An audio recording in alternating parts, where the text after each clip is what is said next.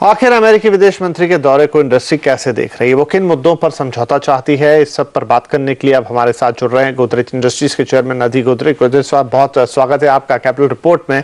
पहला सवाल यही कि भारत और अमेरिकी रिश्तों पर आपकी करीबी नजर होती है, आपके मुताबिक किन बातों पर इस बार खास तौर पर नजर रहेगी?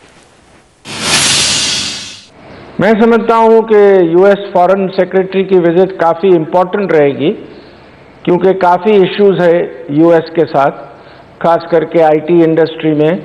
और मैं समझता हूं कि एनर्जी की भी बहुत डिस्कशन हो गए, खास करके शेल गैस जो अमेरिका में प्रोडक्शन बहुत बढ़ रहा है वो इंपोर्ट करने का, और इंडिया में भी शेल गैस का एक्सप्लोरेशन करने में, और भी कई बातें मैं समझता हूं इस विजिट में की जाएगी। जी गोदरेज साहब, अमेरिका के साथ रिश्तों में इस यात्रा का आपको क्या लगता है कि क्या असर होगा? नहीं, मैं समझता हूं ये विजिट ज़्यादातर मीडियम से लॉन्ग टर्म का असर पड़ेगा, इमीडिएट असर नहीं पड़ेगा, लेकिन काफ़ी इश्यूज डिस्कस करनी है अमेरिका के साथ, खास करके आईटी में वीज़ा इश्यूज और कई इश्यूज है जिसमें इंडो अमेरिकन कोऑपरेशन बढ़ाने की बहुत ज़रूरत है।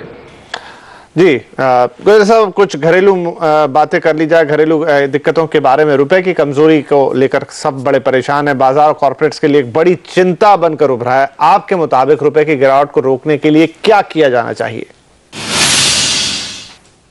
मैं समझता हूँ गवर्नमेंट और आरबीआई को और एफर्ट्स लेनी चाहिए कि रुपी डिप्रिशिएट ना हो, क्योंकि रुपी डिप्रिसिएशन में मैक्रो इकोनॉमिक डिसएडवांटेज बहुत है इंडिया को, खास करके इन्फ्लेशन में।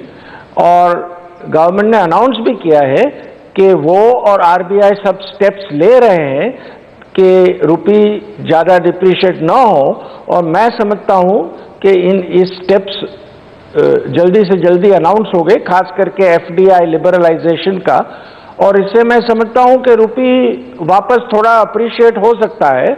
मैं समझता हूं कि जरूरत है कि रुपी को 56 लेवल पे टारगेट करना चाहिए गवर्नमेंट और आरबीआई को।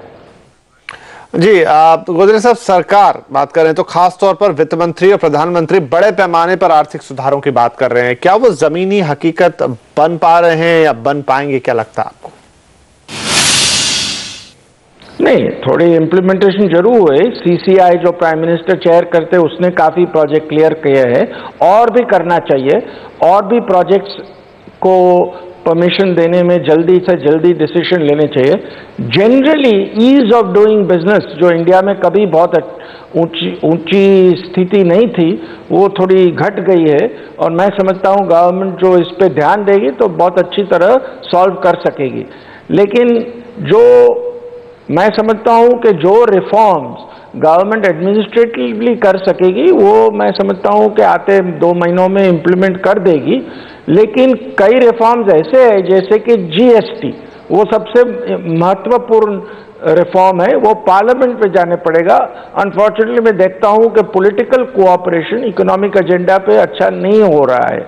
जो जीएसटी जो हम इम्प्लीमेंट कर सके तो वो एक रिफॉर्म से हमारी जीडीपी ग्रोथ 2% बढ़ सकती है, अदर थिंग्स बीइंग इक्वल। तो मैं समझता हूँ बहुत कर सकते हैं, उस पर ध्यान देना चाहिए।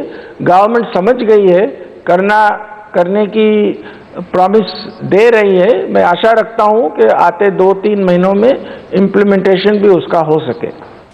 जी गोदरेज साहब, बहुत शुक्रिया हमसे बातचीत करने के लिए।